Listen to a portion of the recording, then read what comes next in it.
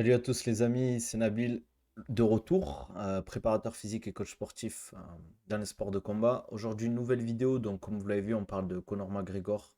Et est-ce que c'est la fin de sa hype? Alors, je vais vous donner mon avis. On va aussi parler quand même des performances, de son état physique, etc. J'avais déjà fait une vidéo là-dessus. Tout d'abord, n'hésitez pas à vous abonner, liker, commenter la vidéo, partager, lâchez-moi un petit commentaire, ça fait toujours plaisir, c'est gratuit en plus. Mettez les notifications. Donc je voulais faire cette vidéo parce que j'y pensais depuis quelques semaines quand même, depuis le teuf, depuis que ça avait commencé. Et je trouvais quand même que j'ai regardé aussi en plus les chiffres du teuf. C'est quand même, c'est pas trop ça, quoi. C'est même catastrophique au vu du fait qu'il y ait Conor McGregor à l'intérieur. Donc bon, bien évidemment, on a l'impression qu'il n'est pas super impliqué, euh, mais il y a aussi en fait plusieurs paramètres à prendre en compte au niveau entre guillemets, quand je parle de hype, c'est le fait que peut-être que le combat contre Michael Chandler ne se fera pas à cause de l'USADA. Alors je sais plus exactement, vous pourrez peut-être me corriger en commentaire je pense pas qu'il a raté un contrôle, mais je crois qu'il n'a pas respecté un des termes de l'USADA, donc ben, il peut pas combattre pour le moment tant que ça a été arrangé. Il y a aussi, bon, son physique n'est pas ridicule, attention, hein, moi de ce que je vois, c'est c'est surtout qu'en fait, il transpire pas en fait la forme au niveau du visage surtout. Alors je sais pas si c'est dû au fait qu'il se laisse aller au niveau alcool, etc. Après, il garde un physique quand même assez, mais pour un sportif de haut niveau, ça va, c'est pas ridicule. Il y a des mecs qui sont pas en camp, qui sont pires que ça, donc voilà.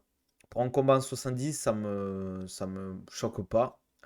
Après, à voir ce qu'il vaut en sparring, on n'a pas trop de retour là-dessus. Moi, des vidéos que je vois, bon, voilà, c'est ça, mais c'est pas non plus le Conor McGregor qu'on avait à son prime. Donc c'est pour ça aussi que je voulais votre avis en fait. Qu'est-ce que vous en pensez en fait de tout ça, de l'USADA, du TUF?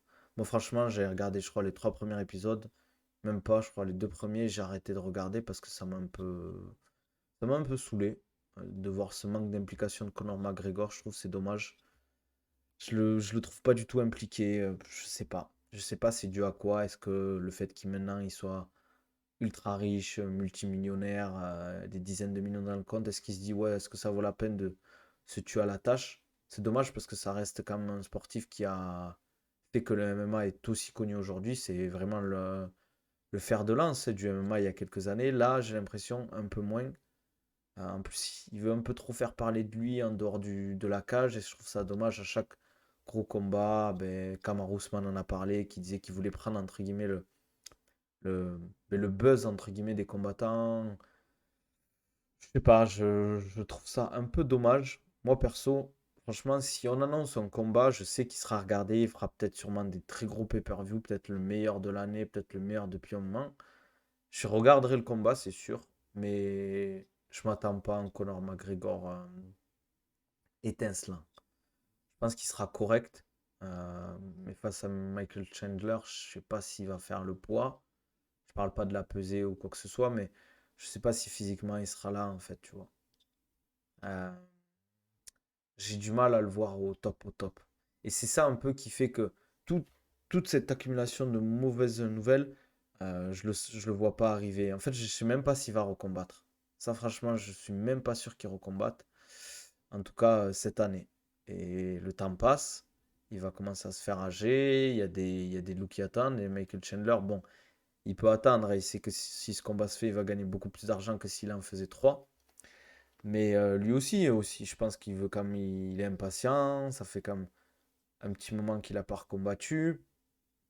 Donc voilà, dites-moi ce que vous en pensez. Moi, je trouve ça dommage quand même. Même l'UFC doit s'en mordre les doigts. En plus, quand on voit les annonces qu'il y a, là, on a eu Ngannou face à Tyson Fury qui a été annoncé. Je pense que l'UFC aurait pu contre-attaquer avec de grosses cartes en fin d'année, avec l'UFC Abu Dhabi, un UFC au Madison Square Garden, avec un Conor McGregor, euh, peut-être un main event, et derrière ou juste avant faire un John Jones contre Stipe.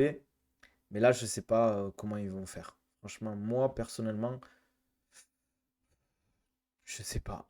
J'ai perdu la hype. Même le reportage qu'il y avait sur Netflix, le McGregor Forever, je crois que j'ai regardé un ou deux épisodes. C'est pareil, j'ai pas continué. Je me suis dit, mais ça fait des années qu'on le voit plus trop dans la cage, qu'on le voit plus trop s'entraîner correctement, combattre. Des fois, on voit des entraînements de boxe, des entraînements de grappling, etc.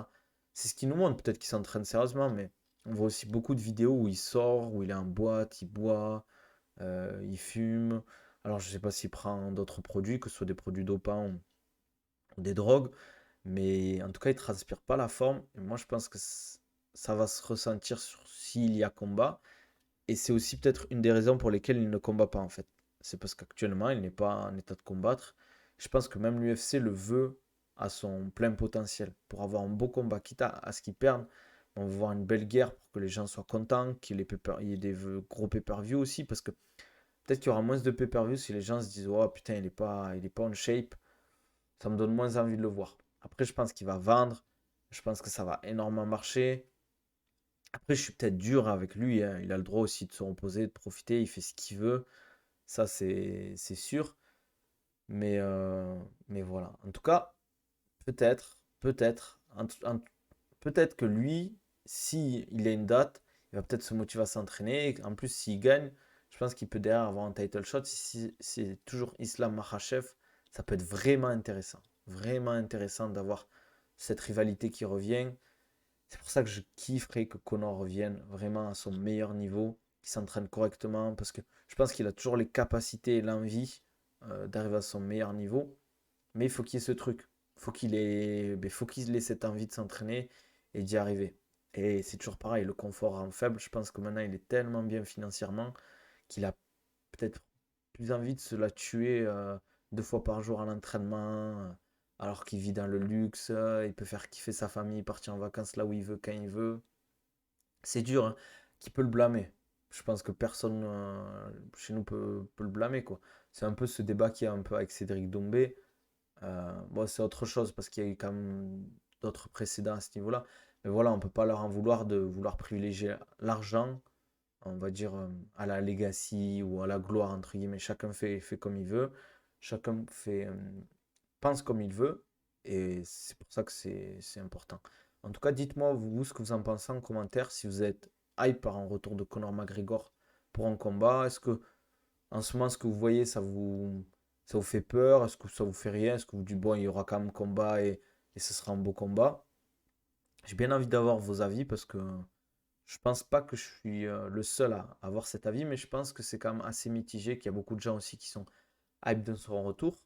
Mais vu qu'il y a cet engouement, surtout en France avec le MMA, qui vient aussi comme de Conor McGregor, de ce personnage, du combat contre Khabib, je pense qu'il y a beaucoup de gens qui l'attendent au tournant aussi, qui ont peut-être vu juste peut-être quelques combats de lui, mais qui n'ont pas vu la totalité de ses combats et de son prime en fait.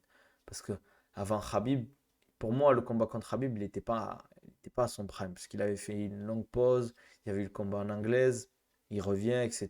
Il y a eu pas mal de déboires, donc voilà. Dites-moi ce que vous en pensez. En tout cas, n'hésitez pas à partager, liker, lâcher des commentaires s'il vous plaît, ça m'aide pour le référencement et comme je vous le dis, c'est gratuit, ça me force à continuer. Et si vous avez des idées de vidéos, n'hésitez pas à me les mettre en commentaire, c'est avec grand plaisir que je ferai ça. Je vous dis à la prochaine, prenez soin de vous, allez, ciao.